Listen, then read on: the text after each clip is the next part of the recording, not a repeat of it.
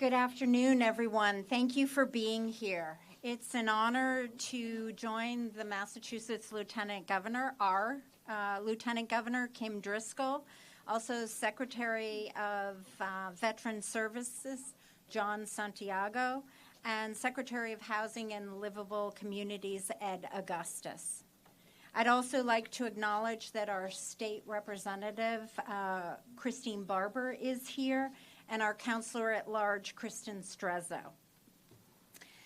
Today, we are here to celebrate a crucial step forward in the Commonwealth's housing outreach for placement efforts, or known as HOPE, to support veterans facing untenable living situations. The $7 million in ARPA funding being awarded to nonprofits across Massachusetts represents a powerful investment in helping all veterans find safe and supportive housing. All of us in the greater Boston area deeply understand the importance of providing our veterans with resources they deserve.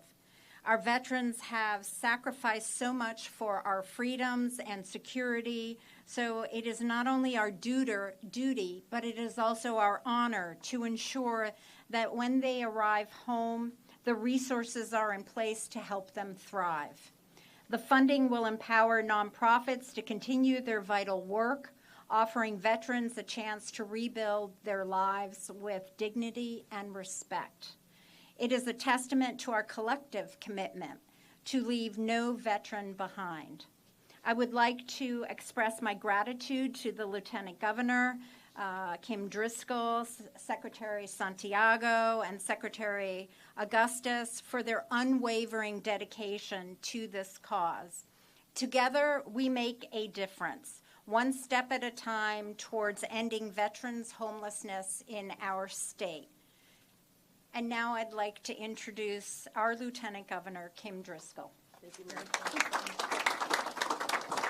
Thank you, Mayor. Always great to be in Somerville. As formerly colleagues, it's always great to be with you as well. And so grateful to be joined by so many in our veteran community, Charles Gagnon and everyone at the Veterans for America for housing us all and the great work that you do every single day. Obviously with our two rock star secretaries, our Veteran Secretary Jon Santiago, Housing and Livable Communities at Augustus. We spend a lot of time together because this is an important issue for us. Rep. Barber, thank you so much. This is really about team and partnership. I'm wearing my Team Massachusetts bracelet, nice. And it really is about ensuring that we have partners in the legislature and at the local level, the mayor, city councilors who are so supportive. And I think we've got members from our Homelessness and Veteran Homelessness Advisory Commission as well. I want to thank you for the work you're doing to help set the stage for programs just like this one and being able to help us assist with what we think is a key goal. And frankly, for all the veterans who are here, for your service, I'm a Navy brat and spent a lot of time being deployed to different bases as my dad celebrated his career. And when you're part of a military family, it's pretty special and pretty challenging at times. So opportunities for us to work together are really important. You know, I'm so grateful to be part of a team leading Massachusetts. The governor and I are fortunate to be the first female team leading the corner office. With that comes immense gratitude, but also immense responsibility. And I can tell you that Governor Healey has made something very clear to our administration, and that is that we want Massachusetts to be the undisputed leader when it comes to serving, supporting, and respecting veterans and their families. It's one of the reasons that we're here. We're certainly a state that wants to make sure that where veterans fought revolutionary battles going back almost 250 years, that Massachusetts veterans are the best served. They've sacrificed, they've helped us develop this great nation. We want to honor that legacy in more than just words and really in actions. And that's why we've appointed the state's first cabinet-level secretary in Dr. Jon Santiago. That's going to enable us to expand veteran engagement to improve services statewide. We have always been a state that has frankly been a leader in delivering benefits. And how do we get better at it? We want to make sure we're going from good to great in this space, and we couldn't have found anybody better to help us than Jon. It's why we've made investments in our homes in both Holyoke and Chelsea. That's funding that was secured with both federal and state partners. Again, that team approach is what seems to work here, ensuring that we're going to make the generational investments we need to serve veterans for decades to come. And it's why most recently we filed the HERO Act the most comprehensive veterans services legislation in over 20 years. It would increase benefits, expand access to mental health care, remove the fee for specialty veterans plates, among other things. A host of opportunities there for us to strengthen our efforts to support veterans. We're grateful for the care and effort the legislature is putting into this legislation, and know that it will be forthcoming before the legislative session ends, I believe, correct? Yes, all right, good stuff. We're also really looking at this longstanding issue that I think all agree in this room, and many more who aren't here, that simply should not exist, and that is veteran homelessness. In March, we launched what we consider to be the biggest investment to end veteran homelessness in Massachusetts. That goal is to really identify and reach every single veteran in our state, and that starts in communities, just like here in Somerville, who might be struggling with homelessness, whether that's housing security now or in sometime down the road in the future. We want to meet our veterans where they're at, understand their challenges, many of whom have layered challenges that we need to tend to. And we know these folks were here for us. We want to be here for them. Today, we take a big step forward in expanding this work and announcing the allocation of $6.7 million in American Rescue Plan federal funds to enhance outreach and case management services aimed at eradicating veteran homelessness right here in Massachusetts. That's a big number. It's a worthy effort, and we know we've got the partners to do it. Funding right here for housing outreach to placement effort, or the HOPE campaign. And this is an initiative under the broader End Veteran Homelessness Initiative. That means supporting that person-to-person work. This is the stuff that's on the ground, ensuring that we're in communities, going to where our homeless vets may be, and to then provide permanently safe housing options for these folks. It's going to support the work of, I think, our skilled individuals, right, like we see right here at VOA in Massachusetts. There's no better peer-to-peer program to help ensure that we're improving the lives of veterans every single day. And I really want to congratulate and thank organizations who will be doing this work. So these are grants that are going to be going to veteran service agencies to do that on-the-ground work, to help make those connections, build that trust, put that pipeline in place so we can make sure people have safe and secure homes who are our vets. That's Volunteers of America, New England Center and Home for Veterans, Soldier on In, Clear Path for Veterans New England, Veterans Inc., and the Cape and Islands Veterans Center. These are proven organizations that have longstanding relationships with veterans who have been doing this work, who we will now be able to partner with, enhance those efforts, ensure we're connecting with people in the places they are, helping end this and eradicate veteran homelessness now. And if we can do it now, we know that will build for years to come. So we can't say thank you enough to the organizations doing this work, certainly to our veterans. As someone, as I said, who grew up in a military family, I know what that sacrifice is for the folks who served in our military branches. Our administration strives each day to get better, to find ways to do more. It is, as I said earlier, with gratitude that we're here, but it's also a responsibility. And we have a sense of urgency. The governor we're hustling.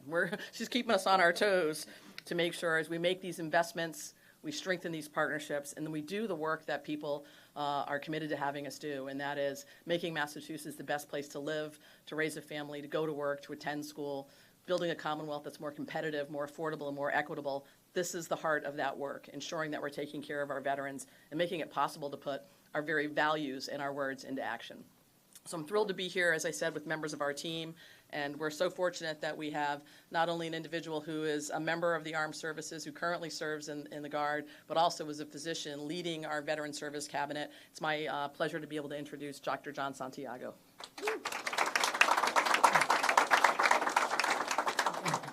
Well, good afternoon, everyone.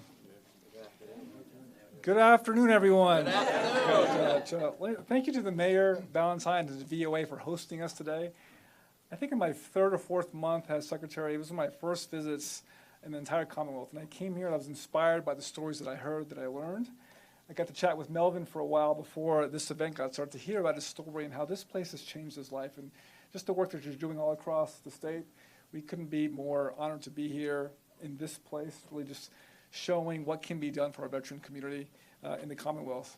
LG, your commitment and leadership on veteran issues has been remarkable from day one. Yes, you're a Navy brat, but you care about these issues.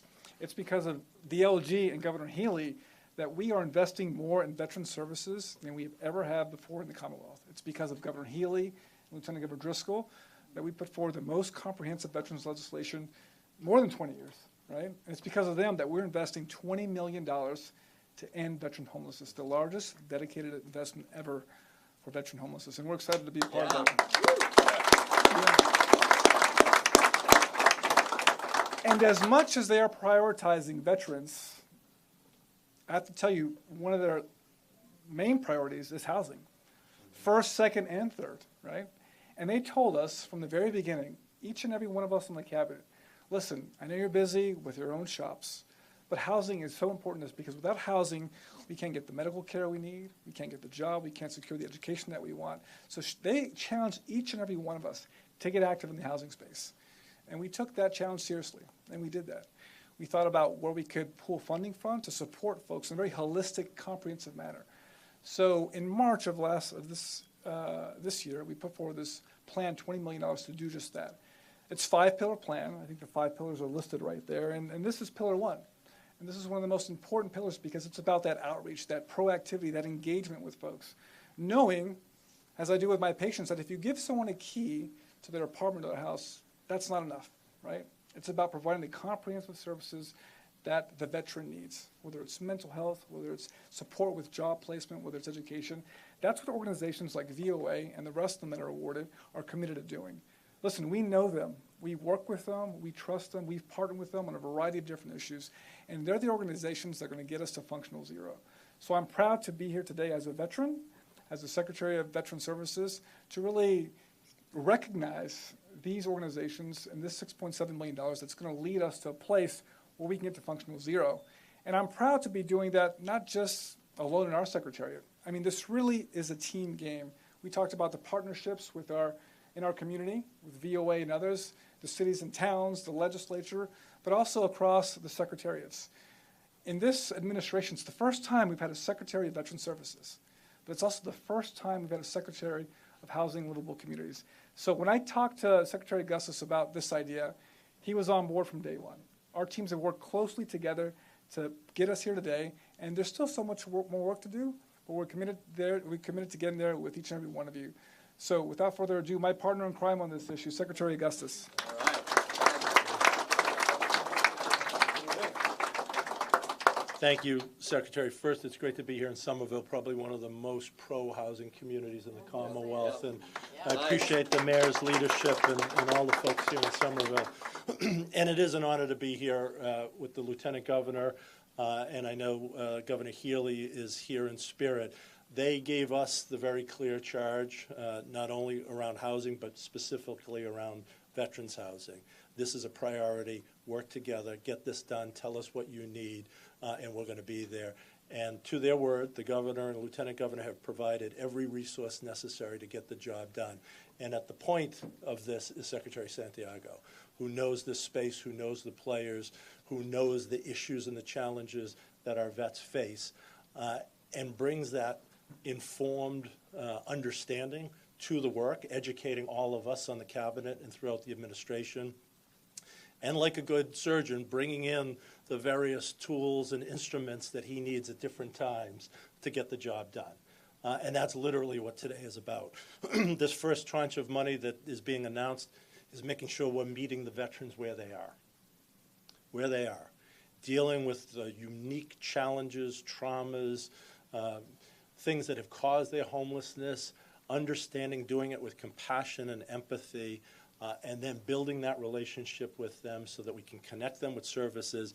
And my job really is to work in concert with Secretary Santiago to build enough units, to create enough options so as we bring those homeless vets off the street or out of shelter, we have appropriate, safe, healthy, and dignified homes for every single person who's worn the uniform and supported our country. So it is our honor at HLC to be charged by the governor, lieutenant governor with this project, and to be working side by side with Secretary Santiago and his team. So congratulations to all the recipients of the grants today.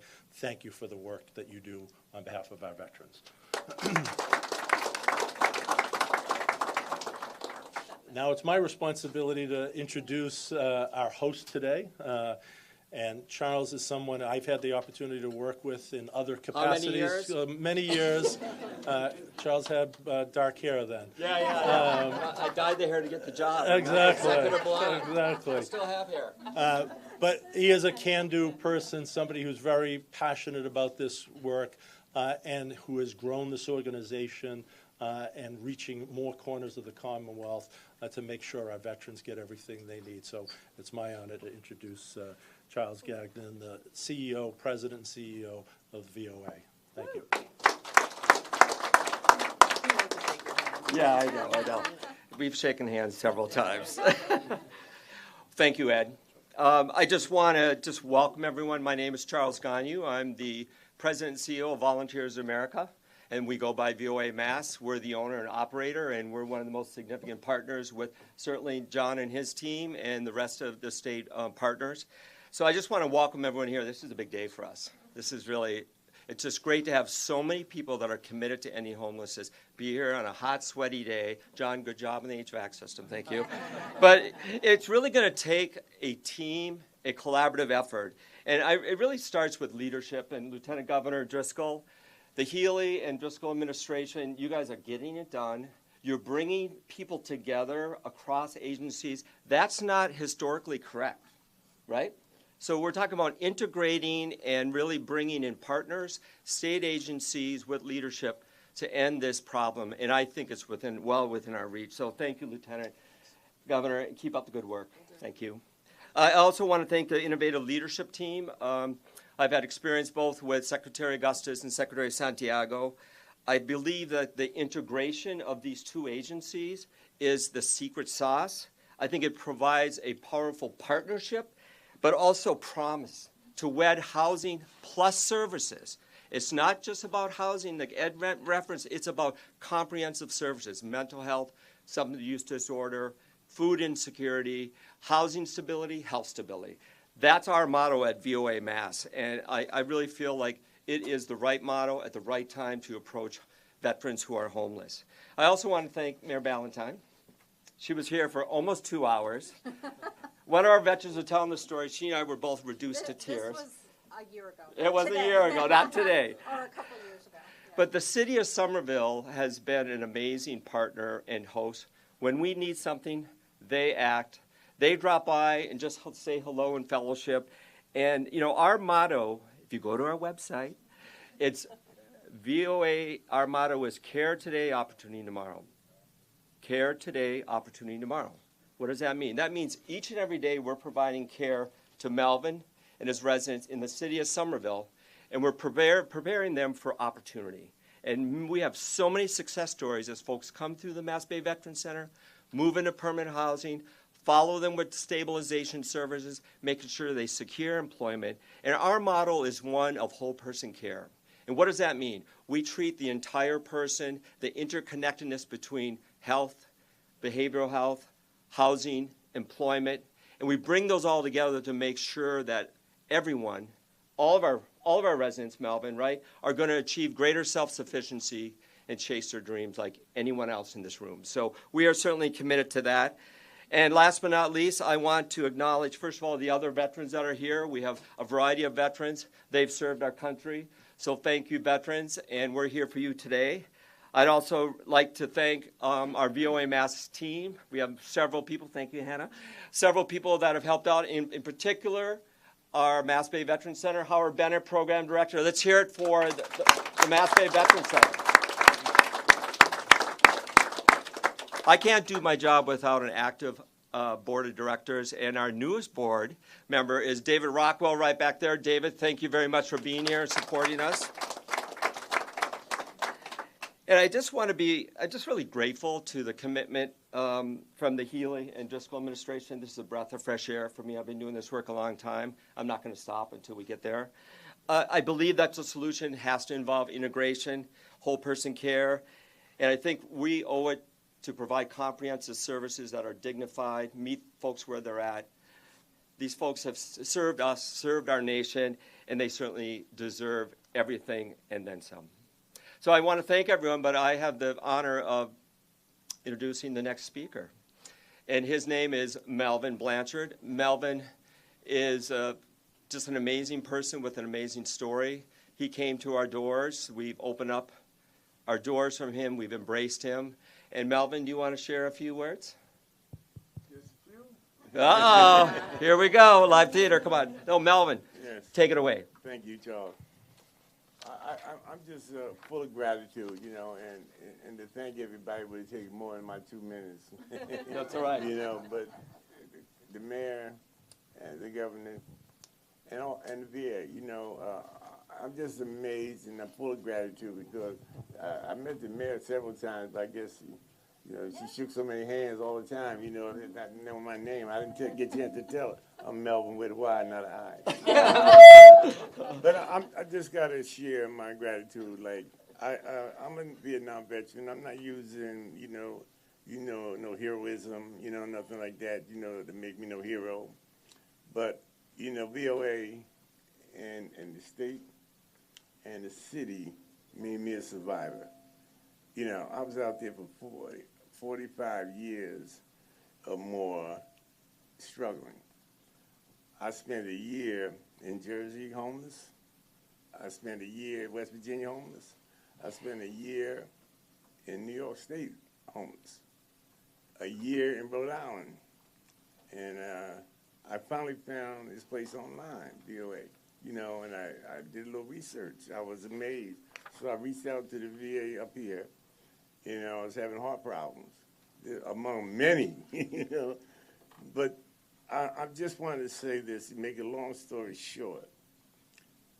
Being a Vietnam veteran, period, that's having traumas and troubles like PTSD, like so many of us do, getting ourselves settled is amazing. But the homeless programs that I've been into, a year, I could never get myself together. But I'm so grateful for VOA, Charles, and everybody here, Mindy and Howard and Anthony. I can go on and on. There's so many people here. But the point I want to stress is that I'm grateful that there's programs like this that afforded me the opportunity. My heart in trouble. I got my new prosthesis, and I finally, after all this time, I finally got my PTSD under control, so to speak. I find moments of peace because the staff here at VOA helped me to show me the place to go to take care of my business, to help me fill out forms, papers, to get my life back in order with, caused me not to say homelessness. I wasn't able to do that. But they afforded me the time. I've been here 2.5 years. I never had the chance to spend enough time at getting myself back together. But the staff here helped me get to my doctors, and helped me, talk to things, having a clinician on staff here. I got my own psych team, the VA, Brockton, Jamaica Plains, that's up there, West Roxbury. But the point is that having a place like this, the mayor, she had a cookout for us, a dinner, for Christmas, and then the fireworks. But she comes around and does things working with VOA. The VA has really stepped up the game for us. It's hard for us to get into a situation looking for how we got to get back into paying our bills, getting our credit back together. And VOA here helped me to establish all that. So I'm just grateful to everybody that's making these programs possible. And we need more of them and to stay consistent like you are. You know what I mean? I know the funding's hard to get, but VOA and everybody need more funding, No, I second that. Yeah. And this is what I'm going to leave it like this because I'm so grateful that there's all you professionals that are good at your craft, and you're good at your craft. And I take my hat off to you because you guys care, and I thank you. All right. Thank you, Bob.